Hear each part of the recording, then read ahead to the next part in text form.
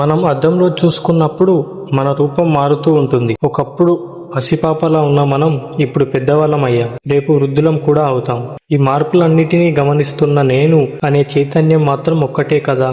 అలాగే ఈ శరీరం ముసలిదైపోయి రాలిపోయినప్పుడు ఆత్మ మరొక కొత్త శరీరాన్ని ధరించడం కూడా అంతే సహజమైన ప్రక్రియ. చావు అంటే భయం కాదు, అది కేవలం ఒక ప్రయాణం అని చాటి చెప్పే ఈ అద్భుత శ్లోకం గురించి ఇప్పుడు తెలుసుకుందాం. ఈ శ్లోకంలో శ్రీకృష్ణుడు అర్జునుడికి ఒక అద్భుతమైన సందేశాన్ని వివరించాడు. అంటే దేహానికి ఈ శరీరంలో బాల్యం, యవ్వనం, వృద్ధాప్యం ఎలాగో మరణం తర్వాత మరొక శరీరాన్ని పొందడం కూడా అలాగే ఉంటుంది. ఇక్కడ మనం మేజర్గా గమనించాల్సింది ఏంటంటే మనం బతికి ఉండగానే మన శరీరం నిరంతరం మారుతూనే ఉంటుంది. మన బాల్యంలోని శరీరం ఇప్పుడు లేదు, మన మనస్సు ఉంది. అంటే శరీరం మారుతున్నా లోపల ఉన్న ఆత్మ మారడం లేదు.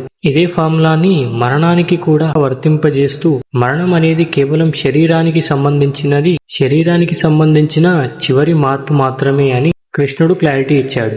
ఒక బట్ట పాతదైతే తీసేసి కొత్తది వేసుకున్నంత సహజంగా ఆత్మ ఒక శరీరం నుండి మరొక శరీరానికి మారుతుంది. ఈ సత్యాన్ని తెలిసిన ధీరుడు బంధువుల మరణానికి గాని తన మరణానికి గాని భయపడడు. ఎందుకంటే అతనికి తెలుసు చచ్చేది శరీరం మాత్రమే, ఆత్మ కాదు అని. ఈ శ్లోకం మనకు ఇచ్చే అతిపెద్ద మోటివేషన్ ఏంటంటే నిర్భయత్వం.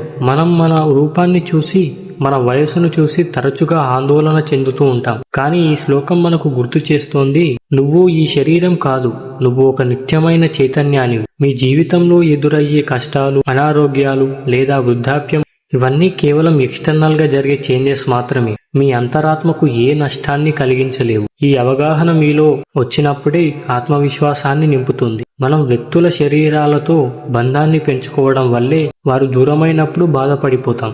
కానీ వారు ఆత్మస్వరూపులని గుర్తిస్తే మనకు ఆ శోకం ఉండదు.